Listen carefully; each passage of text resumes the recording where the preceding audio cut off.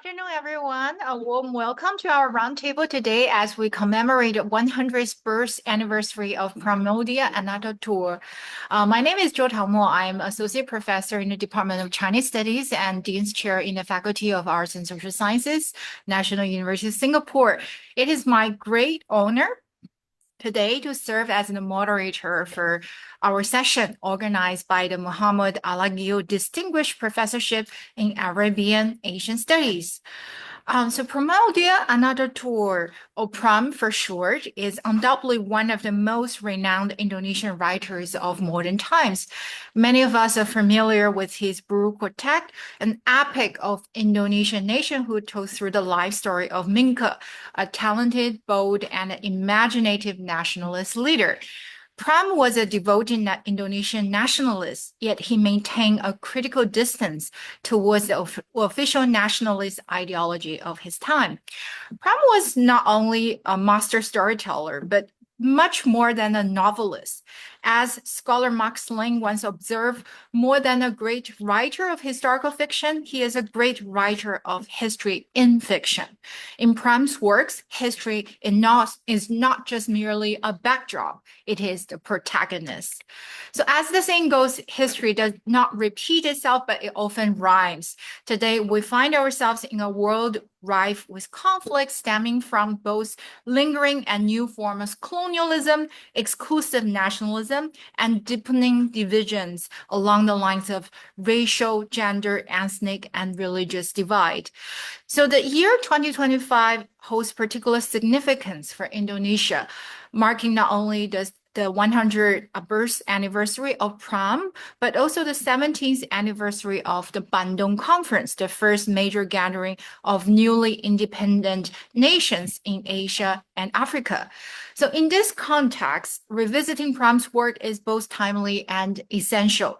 His critical understanding of history offers valuable insights into the challenges of our time, helping us navigate contemporary tensions between hegemony and multipolarity, and between ethno-nationalism and inclusivity.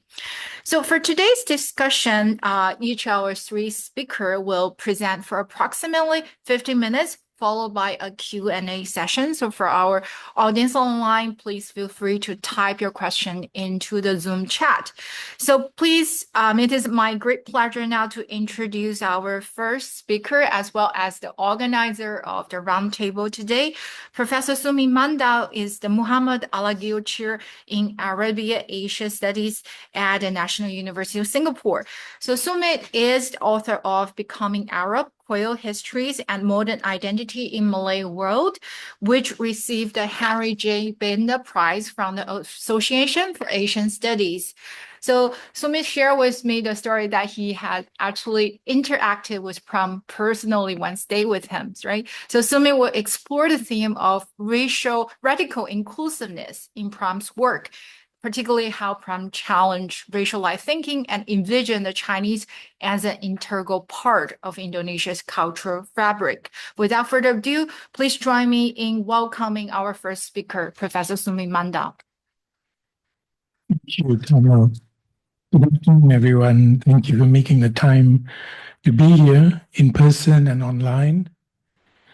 I'm grateful to Tamu Jao, Fatun Karib and Norisma for their effort and enthusiasm in the course of putting this event together.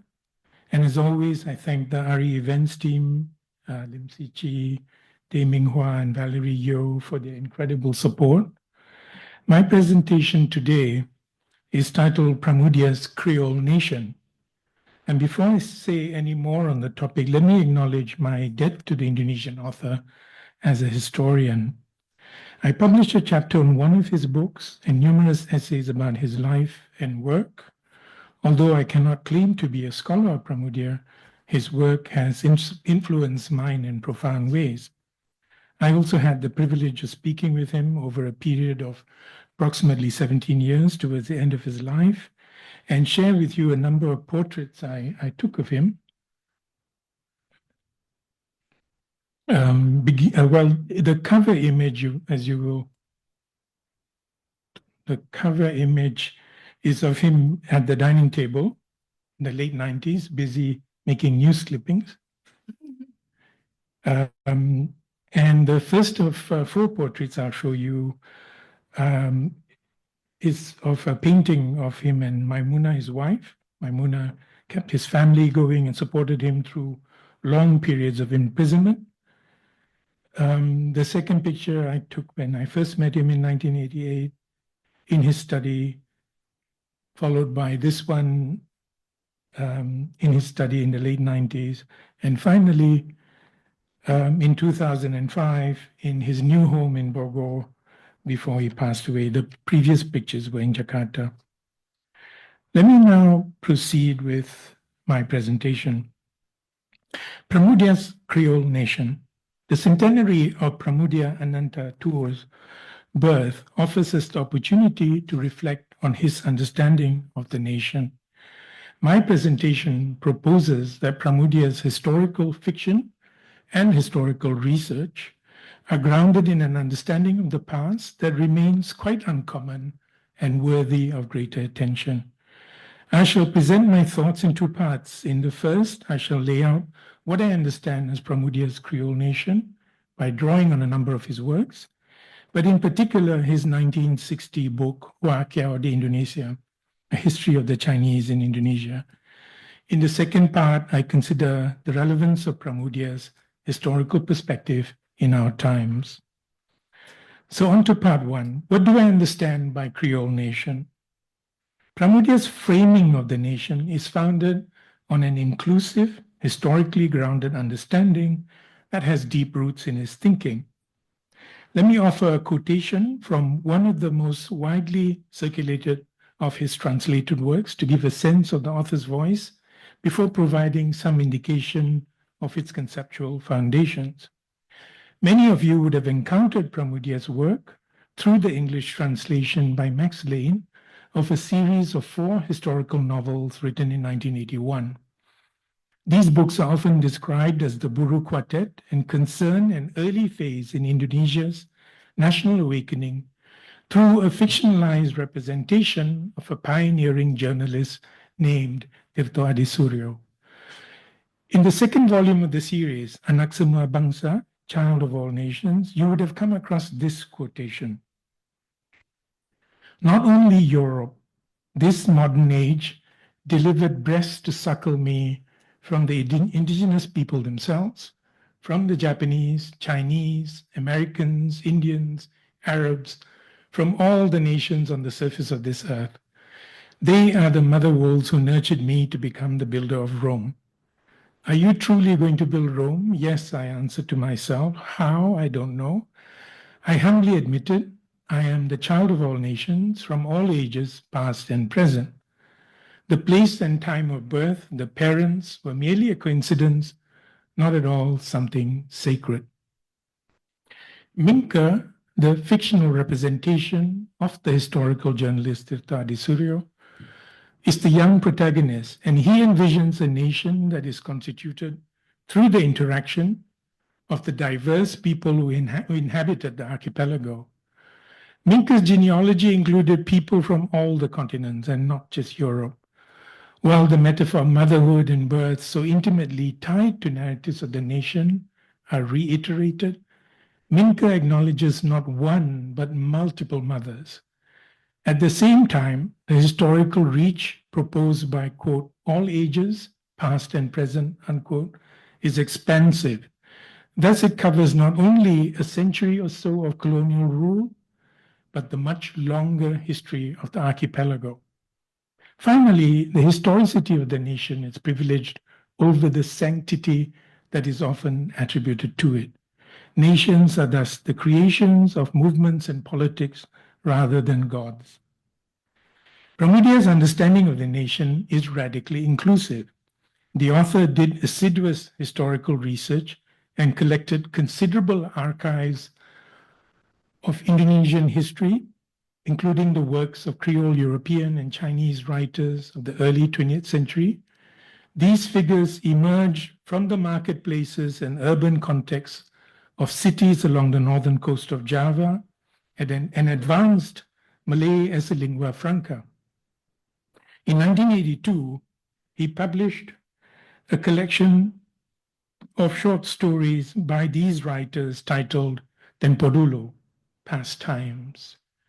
In the introduction to the collection, Pramoedya writes, I'm inclined to include these stories in the category lingua franca Malay, assimilative literature or pre-Indonesian literature, should the word literature be used at all.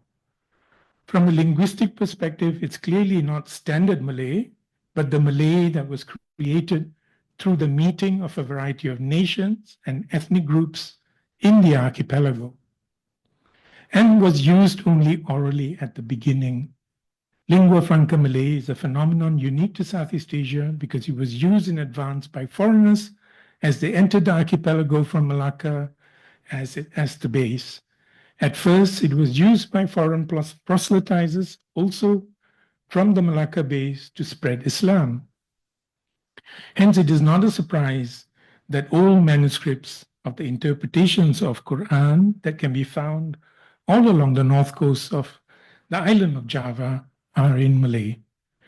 Now, this conceptualization has a broader application than language, as it proposes forms of belonging in this rendering of Malay as the creole outcome of, quote, the meeting of a variety of nations and ethnic groups, unquote, lies a conceptualization of an absorptive nation-making in which outsiders find a place alongside insiders through a shared language. Now, moving on to Pramoedya's 1960 book, 𝗧𝗵𝗀𝗀𝗀, The Indonesia, or Chinese in Indonesia, I think this is a fine example of the author's innovative and unusual historical perspective. Based on research he had done in the 1950s, Pramoedya wrote in some detail about trading, agricultural, social, and cultural histories to show the extent to which many things of Chinese origin had become Indonesian. I shall highlight only two of his observations, namely those about food and language. To give a sense of 𝗧𝗵𝗀𝗀's polemical and sometimes humor-laden tone, Pramoedya cites a paper by 𝗕𝗂𝗂𝗂𝗂𝗂 to observe the following about food.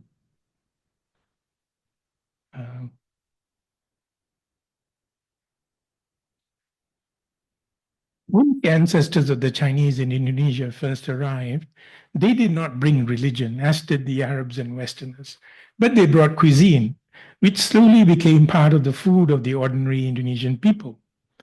Westerners also brought cheese and butter, but these foods never became popular, nor were as cheap as tauge, tauhu, taukuah, kicap, bakmi, teh, tauco, lobak, sayur asin, and other similar items. And the Indonesian people were never forced to eat these foods. They were adopted voluntarily.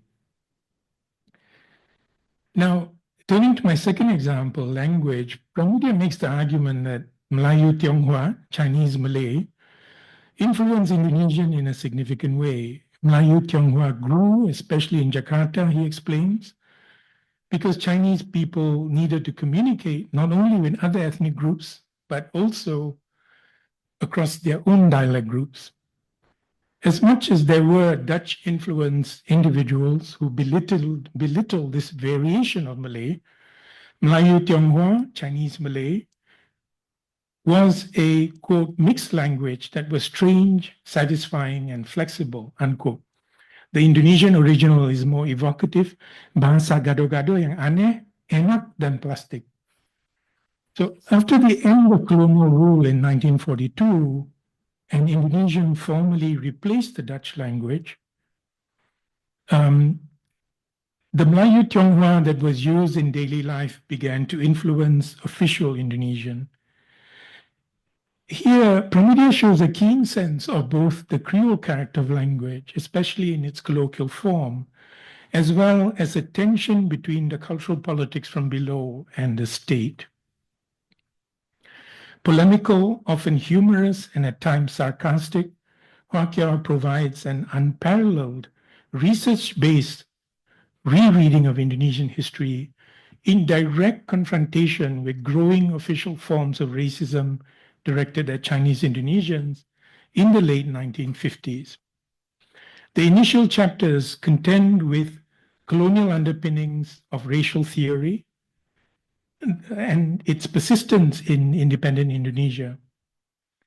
This book unsettled Indonesian authorities, especially the army, and Pramoedya was put in prison under harsh conditions for about a year, and the 10,000 copies of the book's initial print run were seized and burned. Pramoedya's work was radically inclusive rather than multicultural or multiracial. Hence, 𝗏𝗂𝗃 is not a mere defense of Chinese Indonesians against the racial violence of the 60s, but a history of the nation in which the Chinese were an integral part of Indonesia. Pramoedya offered a vision of a creole nation in which Chineseness was inseparable from Indonesianness. Let me turn to part 2. Why is Pramoedya's historical perspective relevant today? Firstly, Pramoedya's centenary is being marked today, his birthday in Singapore, but also in Malaysia and Indonesia. And these events are an acknowledgement of the continuing significance, especially of the author's historical novels, if not books like 𝗏𝗂𝗃. There have been circulations and genealogies of sorts that link these three countries, Singapore, Malaysia, and Indonesia, to Pramoedya in different ways. 𝗏𝗂𝗃 was republished in Jakarta in 1998 by 𝗥𝗲𝗴𝗶 through the collaborative efforts of activist intellectuals, and the book included an introduction by me. 𝗏𝗂𝗃 was published in English in Singapore in 2008 by Select Books through a collaboration of academics and translators from the region and beyond. The Buru Quartet was published by Wirakarya, an imprint established by academics, writers, and intellectual activists in Malaysia, at which time the books were banned in Indonesia. Secondly, it's significant to revisit the work of Pramoedya in order to rethink our understandings of nation, identity formation, and belonging. In 2025, it seems hard to read the quotation from the Buru Quartet outside the multicultural or multiracial framings of the nation that in different ways has shaped contemporary Indonesia, its neighbors, Malaysia, and Singapore, and many other countries across the world. I reiterate the quotation in shortened form. I am the child of all nations, from all ages, past and present. In my view, Pramoedya's work helps to make room for a consideration of creole histories of the nation alongside the multicultural and multiracial. Thirdly, Pramoedya's work anticipates an inter-Asia studies, of which Arabia-Asia studies at RE is a part. And this field of study views Asian contexts and histories as the outcome of deep historical interactions across vast swathes of the world. The historical grounding in an inter-Asian past is even more necessary in the face of new iterations of state-sanctioned racist politics and violence. Just a very brief set of concluding remarks. A creole or inclusive understanding is an acknowledgement of the connected histories and interdependence of human societies on a planetary level. Pramoedya's work contributes towards developing a grounded language to speak about intermixing, interconnectedness, and diversity. Creole histories help us not only to acknowledge the intermixed and connected past, but also offer a means of seeing the signs of continuities and similarities in the present. Pramoedya's work was not only an anti-racist stance, but a carefully developed position that acknowledged the deeply transregional and mixed heritage of Indonesia. Where colonial rule produced histories of the indigenous and the foreign, Pramoedya reconnected Indonesia to its long history of global interaction. Thank you very much. Thank you so much, Sumit, for this very thought-provoking comment on an analysis on Prom's work along the theme of Creole nationalism. So please allow me to introduce our second speaker, Dr. 𝗵𝗀𝗀𝗀𝗀𝗃. 𝗂𝗃 is a postdoctoral fellow in the Inter-Asia Engagements and Science, Technology, and Society clusters at RE. 𝗂𝗃 examines resource economies in its ongoing research project entitled Global Gasification, the Emergence of Indonesian Natural Gas Frontier and the Making of Gas Assemblage. Today, 𝗂𝗃 will discuss Prom's historical methodology, particularly how Prom wrote nationalist history from below, focusing on the role of peasants and inspiring us to seek indigenous sources of decoloniality. Please join me in a warm round of applause to welcome 𝗂𝗃. Thank you, everyone. Assalamualaikum warahmatullahi wabarakatuh.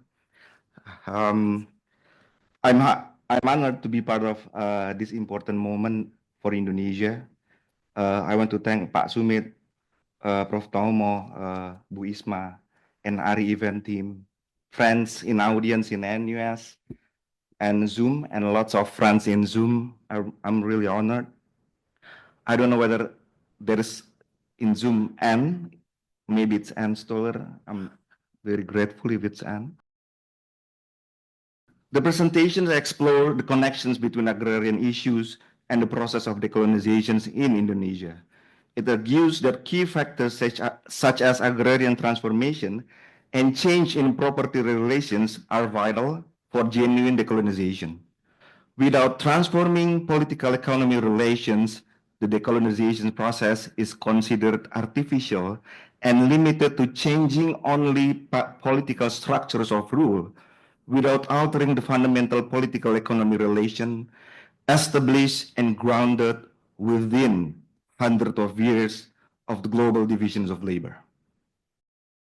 The agrarian question is a debate on how capitalist development transforms rural areas and populations, and how rural actors such as peasants take roles as political agencies. In this regard, the agrarian questions of decolonization emphasize the various aspects of rural life, including agrarian change and transformations, and the activity of agency of peasants or other actors contributing to the process of Indonesian decolonizations. In explaining the relationship between this process, agrarian change and decolonization, this presentation revisits two anti-colonial thinkers in Indonesia and Algeria, Pramoedya Ananta Toer and Frantz Fanon. In May 2006, an underground blowout was caused by drilling activity that was being conducted in 𝗏𝗏𝗀𝗏, an Indonesian oil and natural gas company near Kenongo village in Sidoarjo, East Java. The blowout generated mud flow eruptions that affected surrounding village in Porong and village in Surandung sub-district, wiping out hectares of rice field, hectares of sugarcane. This is the mud flow. So this is the map of sugar factories in Sidoarjo. The history of the Javanese sugar plantations reveal that the village portrayed in the novel, Pram novel, Child of All Nation, was part of the plantation area in Tulangan sub-district integral to Sidoarjo's sugar industry since the 19th century. Many rice fields in Sidoarjo village were converted through the 19th century into sugar plantation. Between 1832 to 1850, 13 sugar factories were established in Sidoarjo, including the Tulangan factory referenced in the novel. The green circle is Tulangan factory, the place of Pram novel, while the two red circle is Porong and Tanggulangan factories in the sub-district or desa-desa village locations of the mud flow in the square areas. The yellow circle is the last surviving sugar factory until the present, which is Candi factory that I visited during my field work. In the pictures, in the building, it said, the red circle said 1832, right after Van der Bos policy on forced cultivation system in Java. During my field work, I interviewed villagers in the remaining village near the mud embankment. told me that during 1970 and 1980, the lorry transportation is still being used to pick up the sugarcane. It is because of the history of Porong peasants and Sidoarjo from the frontier of sugar to that made me turn to Pramoedya. I want to know the sense, the misery, the affections, emotions of peasants during colonial time. I also want to compare these kind of things, the feeling affecting to the affected villages from the Maplo disaster. Pram work on the Child of the Nations made me feel and imagine the peasantry across period of history in Porong. The Maplo disaster is also located in the village where Marsina was working in the clock factory. The pictures of Marsina as working class hero was scattered all over Sidoarjo. Before talking about Pram, we move to Fanon in introducing what I called the agrarian questions of decolonizations. Fanon, in the Rage of the Earth, first asked the questions, what are the forces in the colonial period which offer new channels, new agents of empowerment for the violence of the colonized? Fanon identified political actors, political party, businessmen. But he also considered that the Algerian peasantry, one of the crucial group that fought in the Algerian War of Independence. Frans Fanon, The Rage of the Earth, can be considered a seminal work on the agrarian questions of decolonizations. Fanon recognized that the Algerian peasantry knows they have only two fates, colonizations or decolonization. It is simple, a power struggle. In this development of the movements of Algerian nationalist movement, factions of militant group within the nationalist movements clash with the national bourgeoisie and the colonial state. The militant nationalists faced repressions from the colonial authorities and were expelled from urban areas. They now discovered that the Algerian peasantry held a distinct perspective on the nation and the national struggle. We move to Pram. Pramoedya Ananta Toer, Suharto had him imprisoned from 1969 to 1979 on the Maluku island of Buru. It was on the island of Buru that he composed his most famous the Buru Quartet. Child of All Nation focused on the story of Mingke, the protagonist in the novel, met Truno Dongso, a peasant living in surrounding Java sugar plantations. This is one of the important dialogue, how Mingke actually gained his national consciousness. There's a dialogue between Mingke and French painter and Kommer journalist. Mingke said, "You think I don't know my own people?" And Kommer said, "The truth is often painful, but that is more or less from your articles. It seems that you know more about the Dutchmen and the Indos." Mingke said, "That is not true. I speak excellent Javanese." Kommer said, "That doesn't mean you know the Japanese people. Have you ever known the village and hamlet of Java where most of our people live? If only passed through them, do you know that what the peasants of Java eat? Your own country farmer? Most Japanese are peasants. The Japanese peasants are your people." After spending a few days in Tulangan, Mingke met Truno Dongso, a peasant distressed because the sugar factory demand that he surrender the last remnant of his land to the plantations.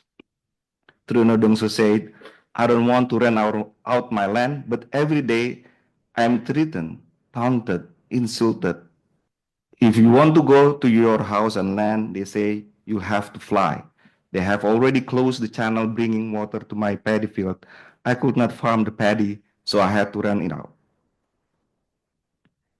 Pramoedya thought is parallel to Fanon, underlying the critical role of the peasantry in shaping the national consciousness. Child of All Nations highlight the importance of the peasantry as an inseparable part of Indonesian identity. Mingke meeting with Truno Dongso served as a metaphor for awakening of national consciousness rooted in the experience of peasants and their connections to land. The dialogue between Minke, who represent the intellectual class, and Trunandongso, who symbolize the lower class, parallel the relationship described by Fanon between the nationalist movement and the agrarian peasantry. In the second memoir on Nyanyi Bisu, Pram said, Pram was, sorry, in the first autobiography, he said, "Finally, I returned to the village world. Furthermore, the forerunner of the village world, not down to the bottom, but to history, mass to the basic. For Pramoedya, the nation history is the history of the peasant faith." Pramoedya asked whether he ever wrote on the peasants and agricultural issues. He replied that all the peasants paid all the costs of the struggle for the Indonesian Revolution in 1945 without asking in return. It is the peasantry that feed the nation. He further made a statement, "Are not all Indonesian descendants of peasants? And is not the Indonesian nation no other than the nations of the peasants?" Pramoedya asked the agrarian questions and recognized that the concept of nations and decolonizations are insufficient if they do not consider the peasantry as the foundations of nations and empire. In the second memoir, he continued, "There are indeed those who are hurt when it said that their descendants from peasants. Aku malu.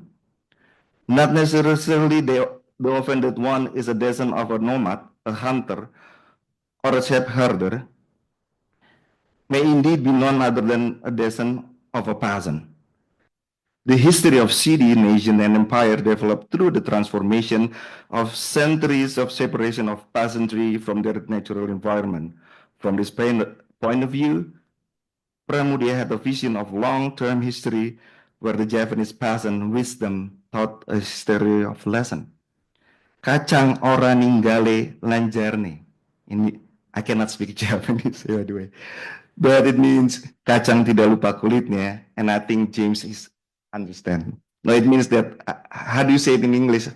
It means that the inside the peanuts, I don't know how to, maybe someone can help with me. So Pramoedya recognized his ancestor as a peasant, and his father was educated through peasant value. He recognized that his existence is part of what he called mata rantai, or chain of human history. The link between one generation to another is not limited to family and biology, but all encompass the whole culture of civilizations and traditions. This is our identity. This is Indonesia.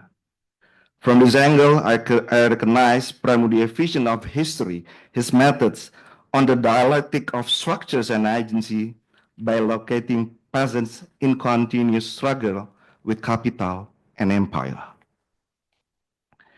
This is the famous, the cork. Pramoedya's perspective on the Javanese peasantry as the foundations of the Dutch Empire is particularly striking. This is the real archive. In 1842, a correspondence between Jan Cretton-Bout, the Minister of Colonies in the Netherlands Indies, and the Dutch East Indies government official highlighted that Java's significance as a source of colonial surplus.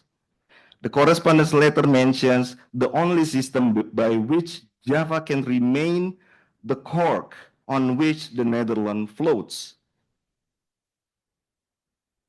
And Pramoedya quote this in all Child of Our Nation. Pramoedya understood the significance of Java to the Dutch Empire and contended that the Javanese peasantry bore the most tremendous burden and suffered the most rather than local Javanese elite and ruler, the Londa Blancon. In the novel, he incorporated the correspondence from Bout into the narration of his protagonists. This is from Fanon in comparisons. Fanon said what happened with the elite in the decolonization process was they proclaimed the pressing necessity of nationalizing the robbery of the nation and maintain the essential qualities remain eternal in spite of the blunders men make. Yes, of course, the essential qualities of the West, of course. According to Fanon given an example. This example is very striking. He said that he gave example of President of Gabon when he arrived in Paris to meet the President of France and said, Gabon is independent, but between Gabon and France, nothing has changed. Everything goes and as before. The divisions of labor continues. Last, Pramoedya in Child of Nations shared the bitterness and recognized that Indonesian independence only transfer back power and ruling government to local Indonesian elite and rule. 𝗵𝗂𝗀𝗃 imagined Indonesian gaining independence like the Philippines. How could they, 𝗵𝗂𝗃 said, how could they rule themselves? You mean the educated native would replace the Spanish, the Americans to govern their people? I conjuring up in my imagination the kings and bupati of Java mad with their lust for power, making people bow down and crawl before them, give obeisance to them, to their pleasure, and no guarantee that they will be better educated than those they are ordered about. So in conclusions, Pramoedya reflections through 𝗵𝗂𝗃 character was not articulating his concern about the past, about history, but his anxiety and misery in the present and possible future. Pramoedya does not talk about what happened if Indonesia gained independence, but he revealed what happened after independence through the presentation of history in the novel. He contemplated his imprisonment in Buru after participating in struggle for independence. In the letter of his daughter, 𝗏𝗏𝗏, Pramoedya wrote that the elite local rule seized the independence. He said, it is a circle a repeated circle of colonial past. The prince, the same caste of knights like in the colonial time, fought over the loyalty and subordination under the colonial Dutch. Pramoedya understand the history of present tied to the colonial past, where national elites once again plays its essential role in reversing the process of decolonizations in the service of the new empire. In conclusion, I invite everyone to go to Spotify, click Critical Depths. This is my band punk, and two of the songs inspired by Pramoedya. One is the book Arus Balik, and the second Porong Landscape. The Rita talk about all the things that I present. Thank you.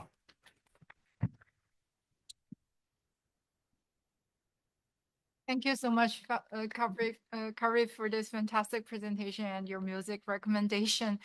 So one of the member of the audience explained that proverb is equivalent to the apple does not fall far from the tree, so conveys the idea that people often resemble their origins. So without further ado, I'd like to introduce our last speaker. So Noor 𝗍𝗂. Dr. 𝗍𝗂 is a postdoctoral fellow in religion and globalization cluster at 𝗷𝗵𝗄. So 𝗍𝗂's forthcoming book, Women Issuing Fatwas, Female Islamic Scholars and Community-Based Authority in Java, Indonesia, explores female religious leadership. As a novelist herself, 𝗍𝗂 will discuss gender and women's issues in Pramoedya's literary works, with a focus on 𝗐𝗏𝗄𝘃 Pandai and the short story Ibu. Welcome.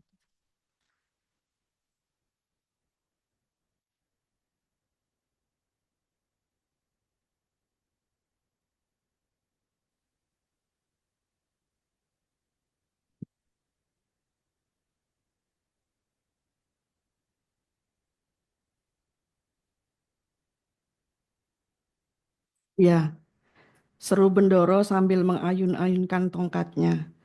Seperti sebuah peleton serdadu, bujang-bujang laki-laki dan perempuan lari menahan dan mengepung gadis pantai. Bukan pencuri aku, teriak gadis pantai dengan lantang. Semua aku tinggalkan di rumah. Semua aku tinggalkan di kamar. Aku cuma bawa anakku sendiri. Cuma aku, anakku sendiri. Kakinya menyepak, tapi bujang-bujang lain mendesak. Maling, teriak Bendoro. Aku cuma bawa bayiku sendiri. Bayi aku. Bayi yang kulahirkan sendiri. Dia anakku. Bapaknya seorang setan, iblis. Lepaskan. I took this quote from Pramoedya Ananta Toer's novel Gadis Pantai, or The Girl from the Coast, page 185. I first started reading Pram's work in 1997 when I was a student at Sunan Kalijaga Islamic State University. I'm grateful to my friends in the student press movement arena who was introduced me to his books. At the time, Indonesia was on the brink of major political change, which was the fall of the New Order. Student protests were happening everywhere, and civil society movements, including NGOs, were very active. Alongside working on our magazine publications, we read books on critical thinking and social movement. One of them was Pram's work. As far as I remember, Gadis Pantai was the first book by Pram that I read, and it left a lasting impact on me. I was amazed on how words could move me so deeply, even bringing me to tears. I had never experienced that kind of emotional influence from a book before. I began to pay attention to how Pram portrayed injustice, pain, and suffering through symbols and language. From 2005 to 2009, I managed the community, Mata Pena community, a group of writers from Islamic boarding schools, or we call it pesantren, in collaboration with the publisher 𝗨𝘂𝗂𝗍, or the Institute for Islamic and Social Studies in Yogyakarta. 𝗨𝘂𝗂𝗍 is a progressive publisher of Islamic books and also a promoter of several interests within the country, like democratization, pluralism, and nonviolence. We organize writing workshops in pesantren and use passages from Pram's novels and short stories as reading materials. Through these texts, we introduce participants to the concept of gender inequality and discrimination, and how to portray and translate the concepts into literary works. In this presentation, I will share my reflections on Gadis Pantai, both as a reader and also as a fiction writer. Gadis Pantai is one of Pram's most compelling novels that deals with women's agency, oppression, and resistance within the feudal and patriarchal structures of early 20th century Indonesia. The novel talks about Gadis Pantai. So she doesn't have a real name, but only Gadis Pantai, a young girl from the coastal area of Jepara Rembang who was married to a nobleman, Bendoro. Bendoro is actually a label, or like Lord, and Pram also doesn't give this character a name. The process of wedding between Gadis Pantai and Bendoro is symbolic, because Bendoro actually didn't present during the wedding, only keris. Keris is traditional weapon in Japanese culture. After that, she was then taken to live in his house.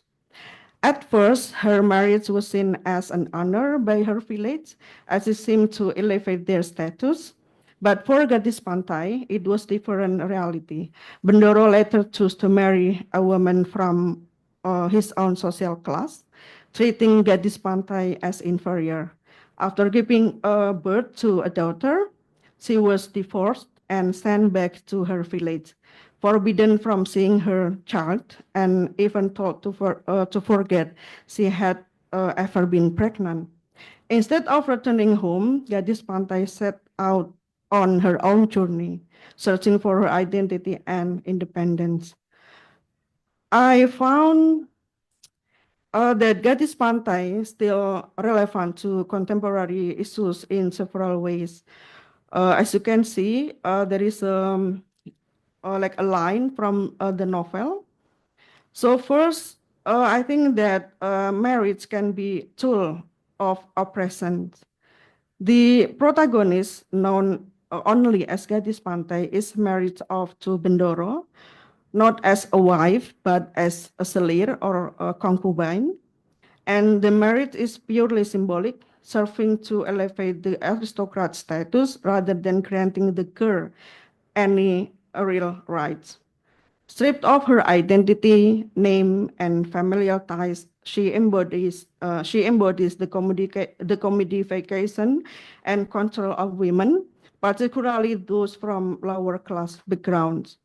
Similar patterns persist today in the form of child marriage and forced marriage, often justified under the pretext of 𝗔𝗵𝗴 rights. 𝗔𝗵𝗴 is the authority for a guardian to marry off a girl, and it still happens in certain Muslim societies.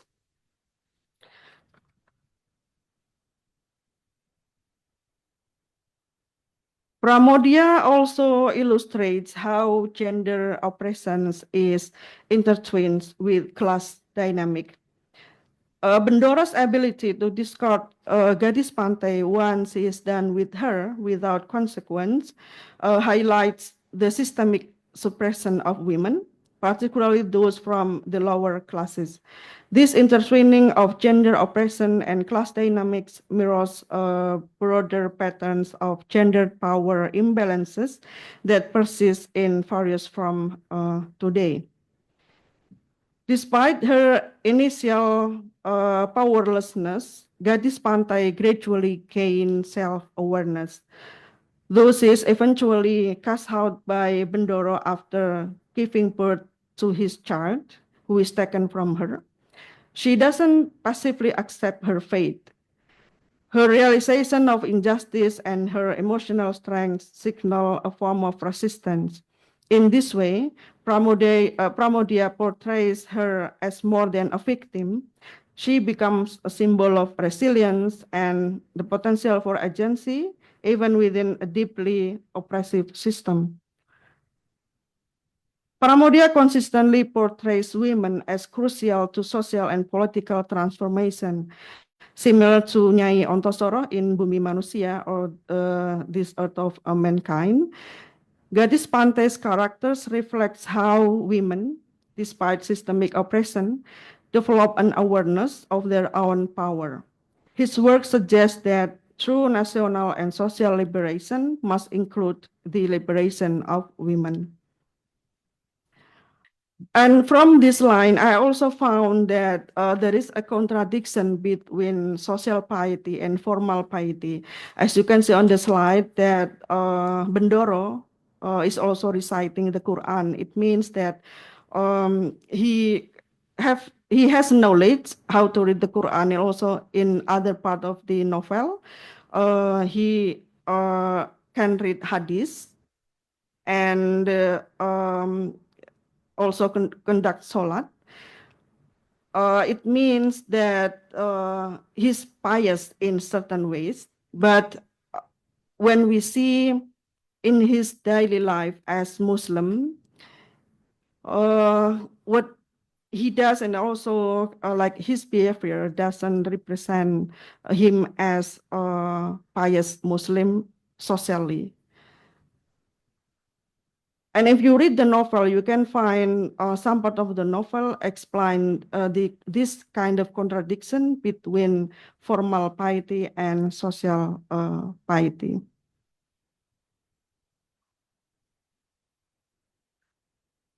And lastly, I think my work on gender, women's knowledge production, and pesantren literature aligns with these themes.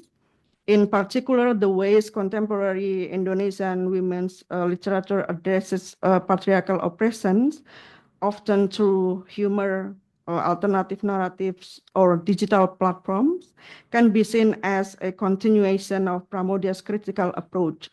Writers today may be using different strategies, but they are engaging in the same fundamental struggle for female agency and social justice.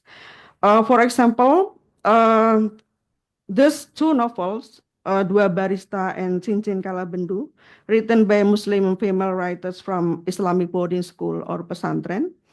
Both novels addresses polygamy.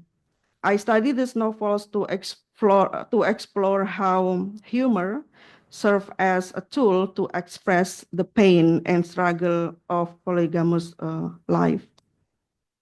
Thank you.